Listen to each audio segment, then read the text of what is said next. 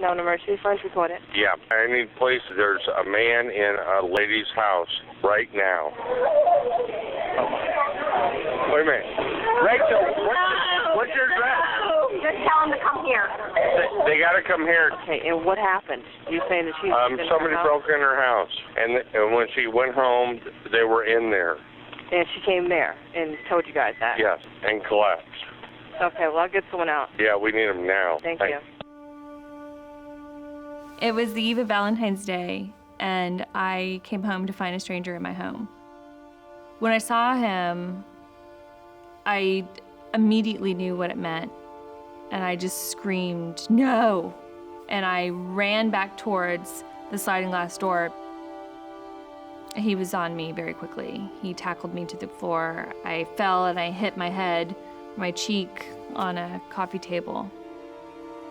My phone popped out of my hand, and as I was going to grab for it, still on the ground, that's when he got up and he just took the gun and he put it in front of my face. Like, look what I've got. And it was immediate submission.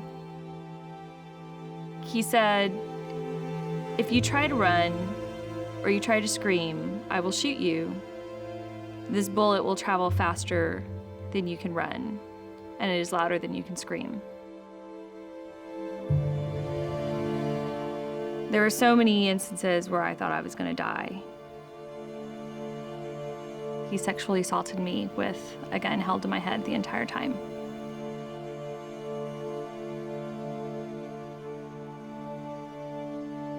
I remember my husband being so angry that he couldn't save me from that,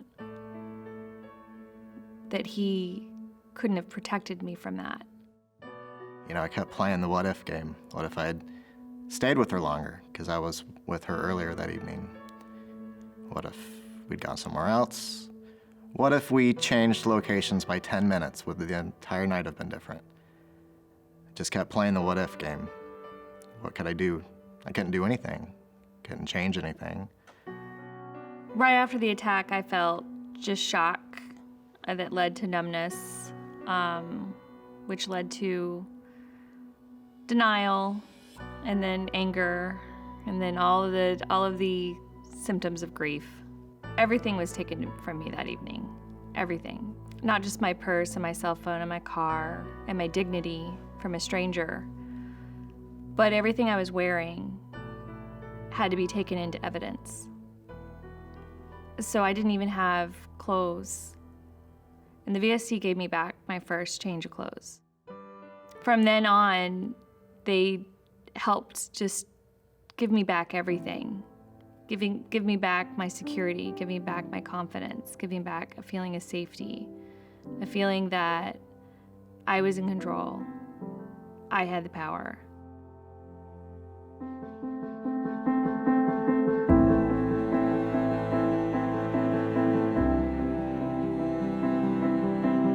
The Victim Service Center of Central Florida works very closely with victims of violent crime, traumatic circumstances, and we do that through a variety of ways. We do it through victim advocacy, therapy, we have sexual assault nurse examiners, or SANEs, and we even provide support groups and prevention and education as well. When we see victims at the Victim Service Center, they present with several different emotions towards the sexual assault. They may present with anger, sadness and depression, a sense of powerlessness, a sense of loss, and shame, guilt. Some will go to self-blame even. It is our job to help them navigate through those emotions and those feelings by providing counseling, therapy, support groups for many of our clients, putting them on a path towards healing. I was helped mostly with one-on-one counseling. Just having somebody to talk to helped a lot.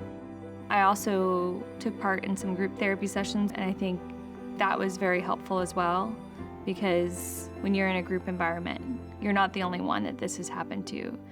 It takes away that feeling of isolation that, why me?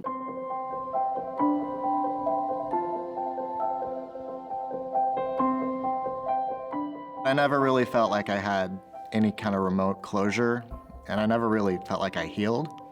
So the VSC approached me to contribute to their blog about, my experiences as a secondary victim. And just compiling the words and being able to express myself, and I reached down pretty deep. I found that to be rather healing and very helpful. The VSC helped me understand that there was a future I could go on, that I could be a survivor, that there was still good in this world.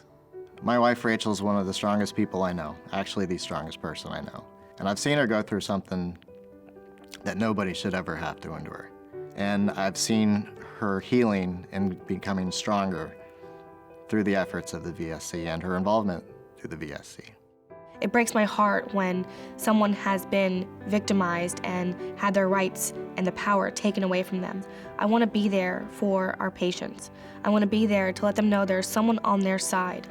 So if I could just be a little part in getting them to becoming a survivor, a little part in getting their attacker prosecuted, and not to be able to do this to anybody else in our community, just that part makes it all worth it.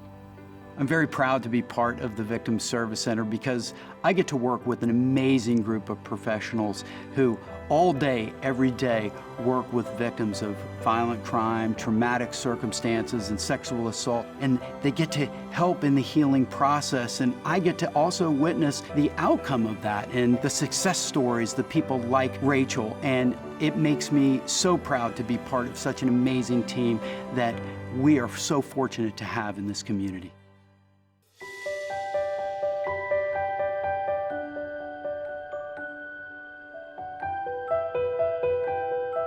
I am so grateful to the Victim Service Center.